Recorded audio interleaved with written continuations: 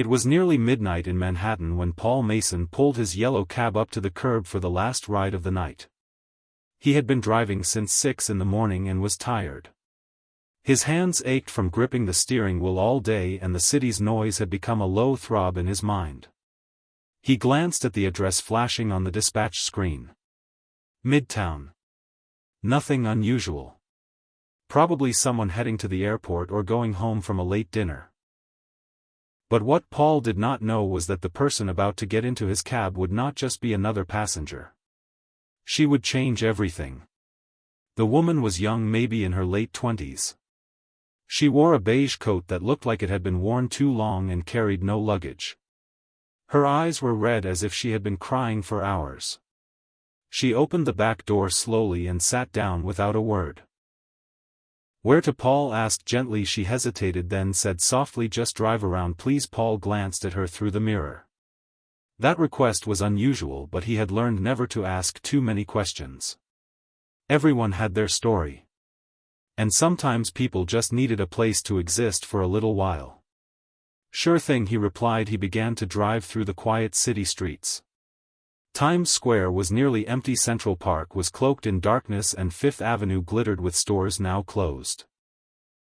For a long time they rode in silence.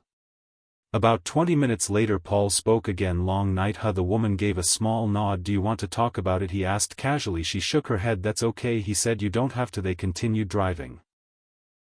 After nearly an hour she finally whispered, "I was going to end my life tonight." Paul glanced at her in the mirror, his hands tightening slightly on the wheel, but he kept his voice calm. "But you're here now," he said softly. She nodded and wiped her eyes. "I was standing on the bridge earlier. I was ready, but then I saw your cab light and I thought maybe I can ride around one last time." Paul stayed quiet.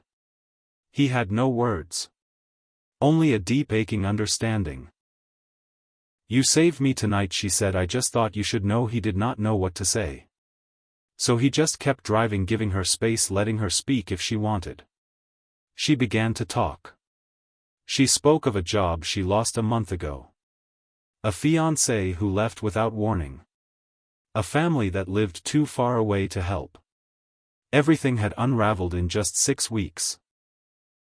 "I used to have everything," she said with a sad smile. "A life, a future. Then I had nothing." "You still have your breath," Paul said quietly, "and as long as you have that, there is still something left." The words hung heavy in the air. They drove in silence again. Paul did not rush. He circled neighborhoods she probably had never seen. He pointed out landmarks. The old library. The bakery that had been around since the 50s. Places that had nothing to do with pain. He let her just be. Eventually she said, "Can you take me somewhere I can get coffee?" Of course. They found a diner still open. She invited him to sit. He hesitated, then joined her. Over coffee they talked. Really talked. Paul shared his own story. That he had once been a corporate accountant. That he had a daughter who died young. That he left everything behind after that and became a cab driver, not because he had to, but because driving gave him a way to stay in motion. "Driving was the only time I did not feel stuck," he explained. She listened. And for the first time in weeks she smiled. "You get it," she said, "more than you know." They sat there for nearly an hour. Then she looked at him with steady eyes. "Thank you." Paul smiled. "Just promise me something." "What?" "Promise me you'll wake up tomorrow. And then the day after that. No matter how hard it is." She paused, then nodded. "I will." She gave him a hug and left. Paul never saw her again. Months passed. Seasons changed. The city moved on as it always did. Paul continued to drive. He often thought of the girl. He wondered if she had kept her promise. He hoped so. Then one day, almost a year later, Paul received a letter at the cab company. It was from her. She said, "Dear Paul, the first, don't know if you remember me, but I was the woman in your cab one late night in October. I told you I was ready to end my life and you said nothing profound, just that I still had my breath. You listened. You did not try to fix me. You just let me be. That night changed everything. After we spoke, I checked into a hospital. I got help. I reconnected with my sister. I went back to school.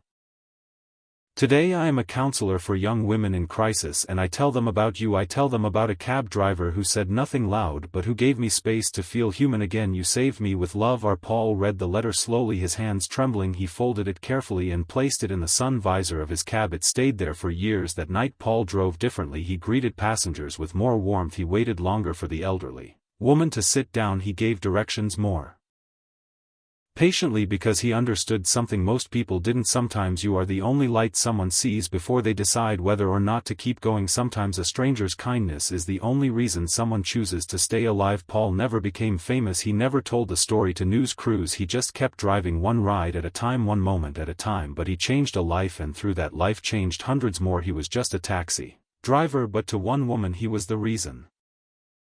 Her journey did not end but began again. Paul kept that letter with him every day. He would open it when the city felt too heavy, when the noise became unbearable, when the loneliness crept back into his cab like fog on a cold morning. Some nights he would trace the handwriting with his finger and remember her voice. Soft, fractured, but full of life by the end of that ride. A ride that had cost nothing more than time and kindness. Yet it gave someone the will to continue. And what was more valuable than that? He never bragged about it. Never told his passengers the story.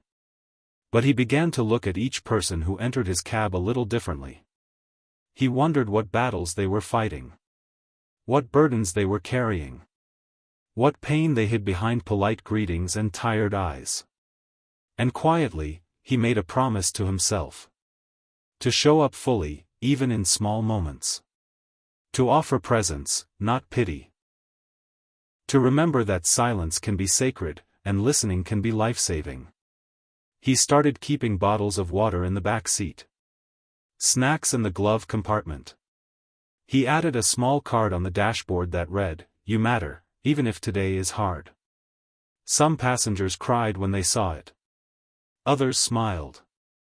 One woman took a picture of it and said, "You don't know how badly I needed to read that today." Paul just nodded. Because he did know. He had seen what one sentence could do. He had lived it. Years passed. Paul aged. His hair turned silver.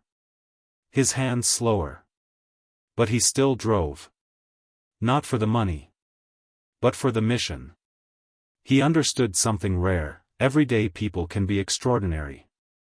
Not with fame or fortune. But with compassion. Because sometimes, all it takes to change a life forever, is to simply care.